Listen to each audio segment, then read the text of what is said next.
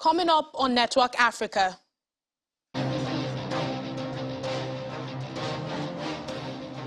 "18 civilians killed after a militant attack in the Tillaberi region of Niger." Madagascar is on high alert as its fourth tropical cyclone in a month makes landfall. Plus,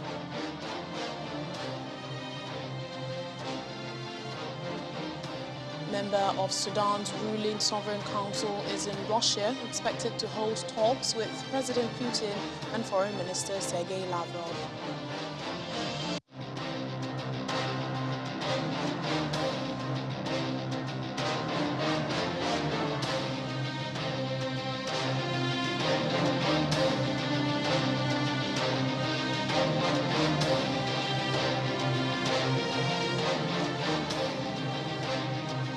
Hello and welcome to the program today. I'm Layo Adegoke. We begin in Niger, where 18 civilians have been killed after a militant attack in the western part of the country. Well, the government says armed bandits on motorbikes attacked a truck transporting people between two villages in the Tillaberi region. Western Niger, like neighboring Mali and Burkina Faso, has for years faced militant attacks, despite the efforts of international forces deployed to the wider Sahel region to fight the Islamist insurgents. Both Niger's neighbors now have military governments after army chiefs ousted civilian administrations, saying that they had failed to tackle insurgencies. To environmental stories now, a tropical cyclone, Emnati, made landfall in southwestern Madagascar on Tuesday night with winds of 135 kilometers per hour, and it's raising fears of continued destruction on the already devastated land. Emnati is the fifth extreme weather event and the fourth major storm to make landfall on the Indian Ocean island nation over the past month. Previous storms have displaced thousands and killed hundreds since mid-January.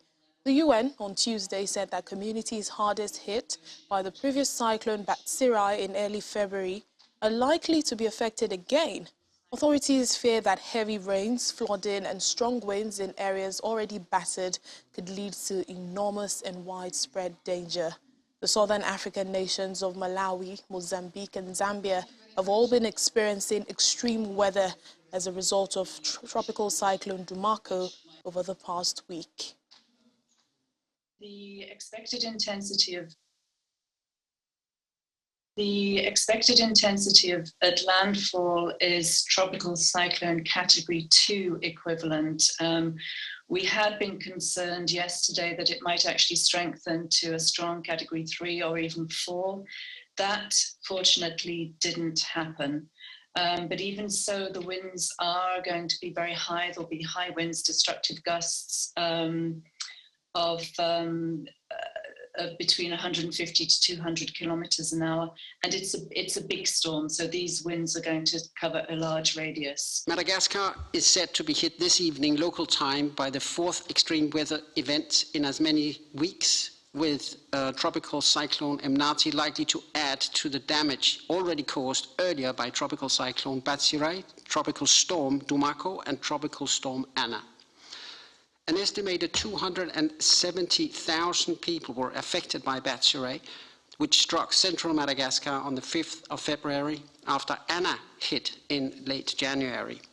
Some 21,000 people remain displaced, and 20,500 homes were destroyed, flooded or damaged from that event. International Monetary Fund, IMF, says it may cease its support program to Somalia in the next 3 months if scheduled elections face further delays. An important military wages funding deal could also be stopped. Now, this is according to IMF's mission chief for Somalia, Laura Jaramillo Mayer, who says the debt relief program needs to be reviewed by the 17th of May by a new government. The deal will see Somalia's debt fall to $560 million from $5.2 billion in 2018. In the first phase of the program in 2020, the debt was reduced to $3.7 billion. It's expected the debt reduction would allow the country to attract more funding and aid from international partners to be able to develop its private sector. Elections in Somalia are long overdue. They were initially slated for November 2020, but have since been postponed twice due to disagreements on the mode of conducting the polls. The Deputy Special Representative and Resident and Humanitarian Coordinator for Somalia, Adam Abdelmoula, has toured the drought-affected areas of Kunakabad, Hagesia, where he has witnessed the effects of the ongoing drought in Somalia, and he's also interacted with displaced families in vulnerable conditions. During a recent two-day visit to the country, Abdelmoula noted that a number increase in displaced families arriving from other drought-hit parts of the country seeking refuge in Somaliland. In the 2022 Somalia Humanitarian Response Plan, United Nations is seeking to raise nearly $1.5 billion to provide humanitarian assistance to the 5.5 million vulnerable people, including 1.6 million internally displaced persons, 3.9 million non-IDPs, and people with disabilities. What we need to do is to invest more in the areas of origin of this new displaced communities to ensure that they stay in their areas and also enhance the social services in the areas that have already seen significant arrivals of people because of the drought.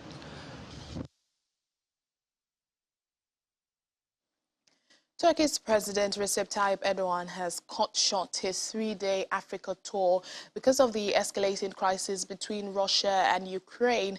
Mr. Erdogan was due to visit Guinea-Bissau for the first time on Thursday, but his office says he is returning home to participate in an online NATO summit. Mr. Erdogan had visited Senegal and the Democratic Republic of Congo to strengthen diplomatic and economic ties. He was supposed to go to Guinea-Bissau as the final destination of his tour. Turkey plans to open an embassy in the country, which has been hit by instability for years and is often referred to as a narco state. Earlier this month, President Umaru Sissoco Embalo said the government had foiled a coup attempt masterminded by former officials who had served time in U.S. jails for drug trafficking. Commander of the Rapid Support Forces and member of Sudan's ruling Sovereign Council, General Mohamed Hamdan Hemeti Dagalo, is in Moscow for talks with senior officials there.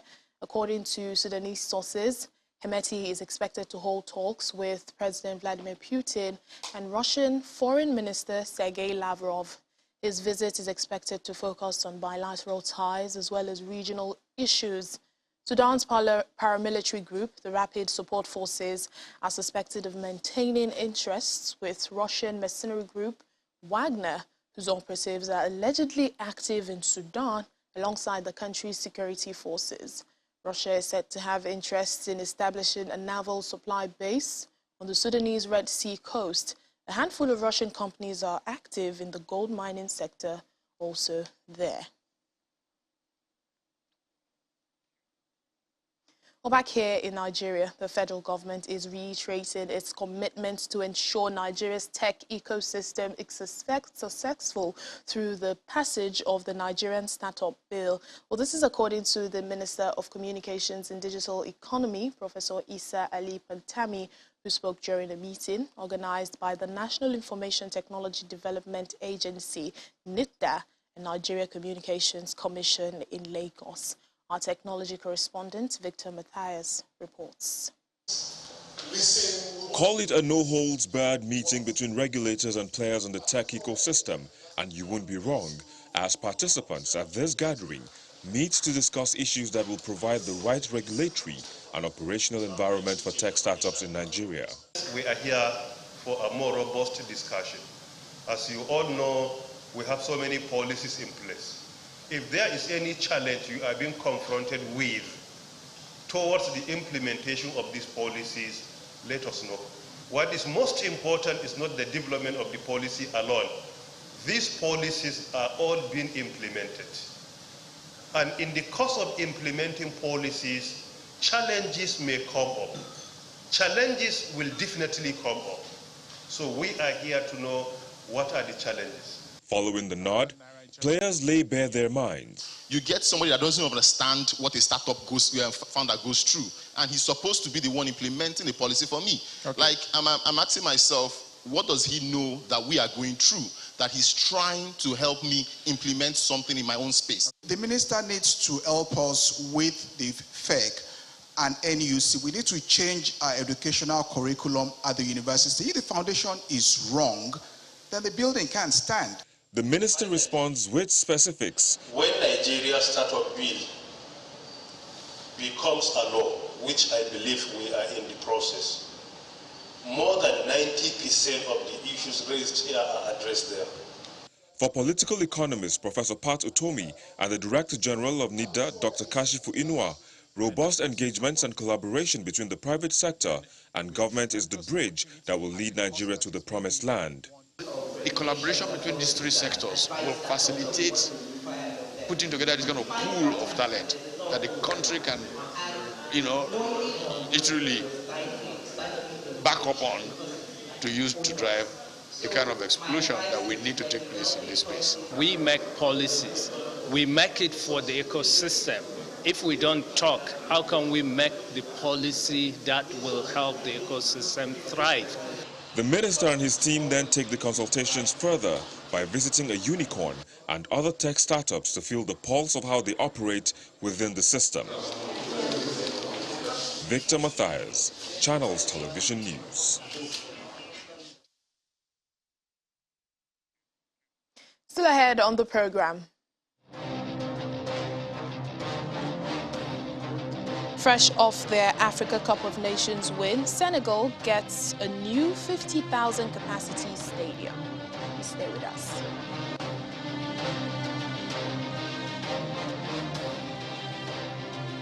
Welcome back to the program. We're still here in Nigeria, where the governor of Adamawa State, Umaru Fintiri, is assuring the federal government and global partners that the state will soon join other states in the country in passing the Child Rights Act into law. The governor made this disclosure when he received the high-powered delegation of EU-UN Joint Spotlight Initiative, led by the Minister of Women Affairs, Dame Pauline Talon, in the Council Chambers Government House of Yola. The European Union and United Nations driven Spotlight Initiative is collaborating with the federal government towards eliminating violence against women and girls.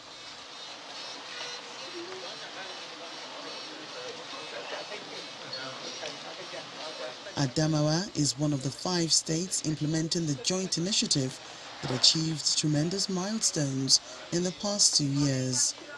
The major concern here is that if violence against women and girls is not addressed, effective development will not take place. This is the reason for this visit to Adamawa State by the Minister of Women Affairs, the Minister for Budget and National Planning, and officials of the EU and the United Nations. They were received by the Adamawa State Governor and members of the State Executive Council. This dream of yours can only be effective if you pass the Child Rights Act. And I know you are working assiduously with the House of Assembly to make sure that this comes true.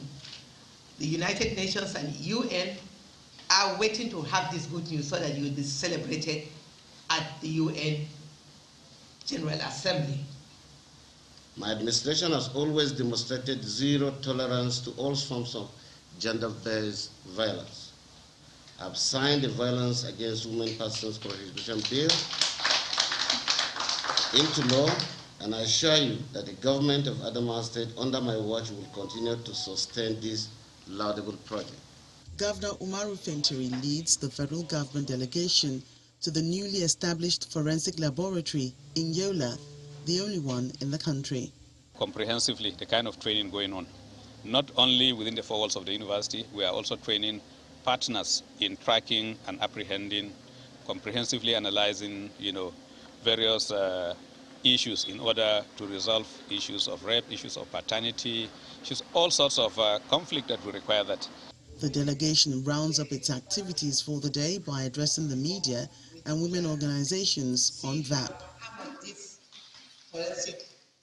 The minister's delegation to Adamawa State is made up of the Minister of State for Budget and National Planning, Clem Agba, the UN Resident and Humanitarian Coordinator, Matthias Solmak, among other dignitaries. Hours after the Mozambican government said it had repelled an online attack on its government websites, hackers have regained control of the over 30 sites. A group called Yemeni hackers said they were behind the latest attack, and this time their message on one of the websites is demanding ransom money to be paid in 24 hours. The group threatened that if the sum of $20,000 is not transferred in Bitcoin, confidential data will be leaked, including that of the Ministry of Defense and also all official information and secret mails. They add that the government had underestimated the scale of their attack because they have completely infiltrated 34 ministries, and they say there is no quick fix. Some of those targeted were the portals of the National Disaster Management, Roads Administration and water agencies, as well as the Defense Ministry and the National Land Transport Institute.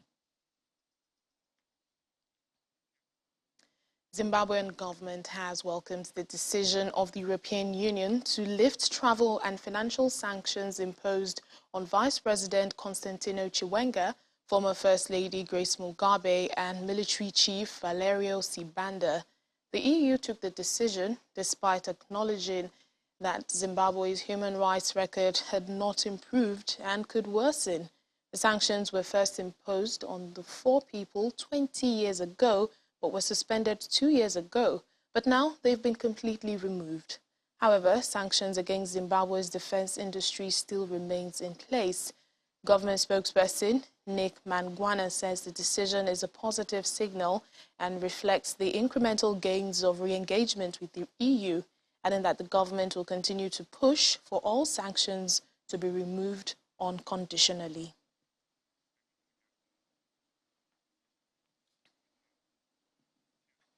Let's take you back now to one of our headline stories for today. The 4th cyclone in a month hitting Madagascar, cyclone Emnati. We have climate change expert Greg Odogu joining us now for more discussions on this. Hello, Greg. Thank you for speaking to us. What are we seeing play out here in Madagascar? I mean, it's the 4th cyclone in a month.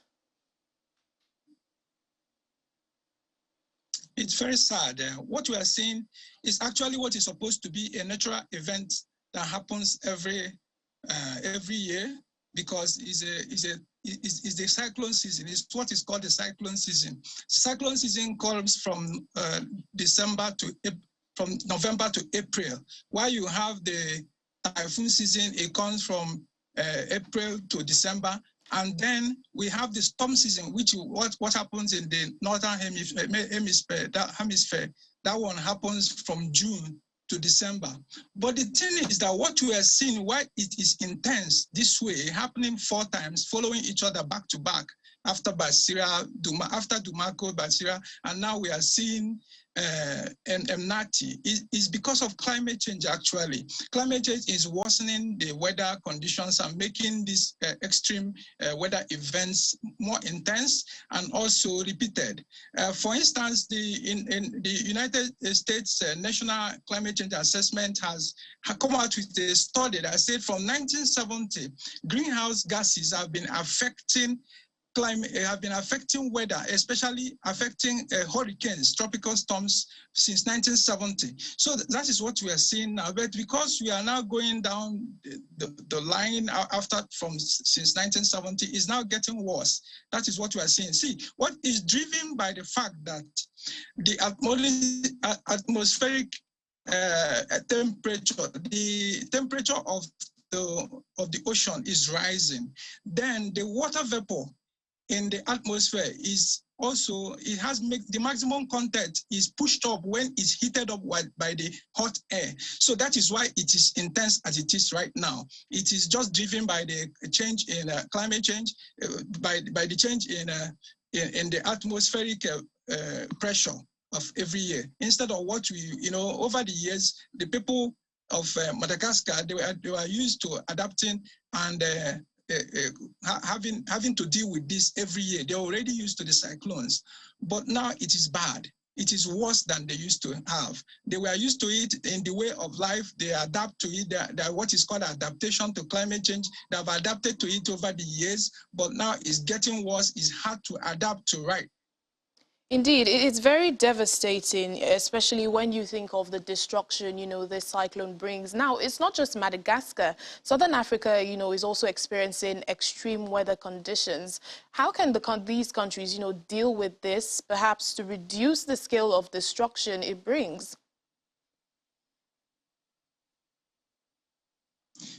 Exactly. So that is why there are three: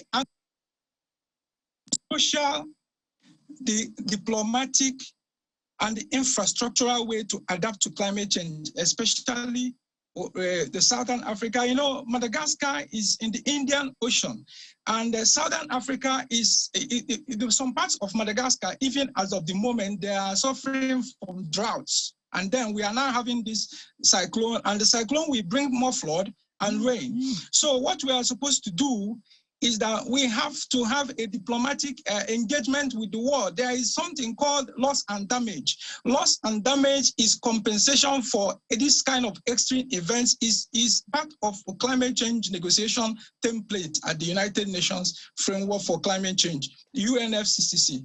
So the second is social adaptation. The people have to adapt in their lifestyle, also in the way they construct their houses, in the way they put up their social systems. Then thirdly, infrastructurally, there has to be an early warning system in this part, and every country in the Southern Africa, and even in Africa, the developing world as a region, have to come together and have what is called a concentric adaptation mechanism, whereby the early warning systems will be joined with other mechanisms for disaster risk management, like World Meteorological Organization, the WMO. Nigeria has NIMET, Nigeria Meteorological Agency, and some other countries in Africa, spread out in Africa, they have such. Everybody has to come together, because some conditions we are going to be seeing, we are not used to them before.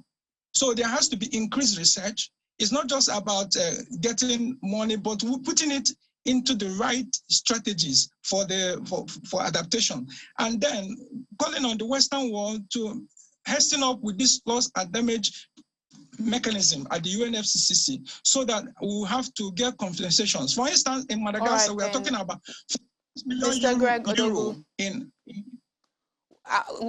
There's so much, to talk about, but we'd have to leave it there. Greg Odogu, climate change expert, thank you for speaking to us.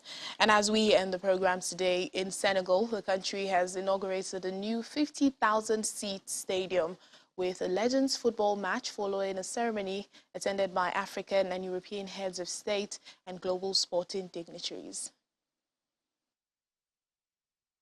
Fresh off of the national team's victory in the Africa Cup of Nations this month, Senegal has a new 50,000-seat stadium. The inaugural ceremony was attended by African and European heads of state and global sporting dignitaries.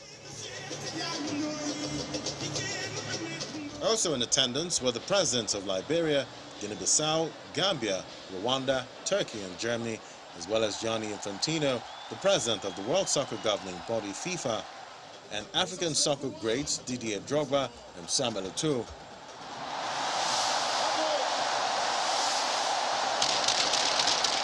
The ground, named after the country's president from 2000 to 2012, is in Diamniadio, a city which is being built about 30 kilometers from the capital, Dakar. Proud to be able to be here with you today to inaugurate this magnificent stadium. It is the first time we're in this stadium. It's certainly not the last. We're going to organize the best tournaments in the world here. This stadium is made for World Cups. The Turkish-built Abdoulaye Wade Stadium in Senegal's new showbiz city of Diamniadio is part of a drive by President Macky Sall to develop the West African country's infrastructure. The stadium, which will host the Summer Youth Olympics in 2026, was filled with fans waving Senegal's green, yellow and red flag. We are proud to be able to be here with you today to inaugurate this magnificent stadium. This is the first time we're in this stadium. It's certainly not the last. We're going to organize the best tournaments in the world here. This stadium is made for World Cups. National pride is high after Senegal, led by Liverpool forward Sadio Mane, claimed their first Africa Cup of Nations title by defeating Egypt on February 6 in Cameroon. The stadium is to host Senegal's international matches, with its first competitive game set to be second leg of the 2022 World Cup qualifying playoff between Teranga Lions and Egypt on 29th of March. Senegal is certainly still basking in the euphoria of their AFCON win. That's it on the program today. Thank you for watching. I'm Layo Adubuki.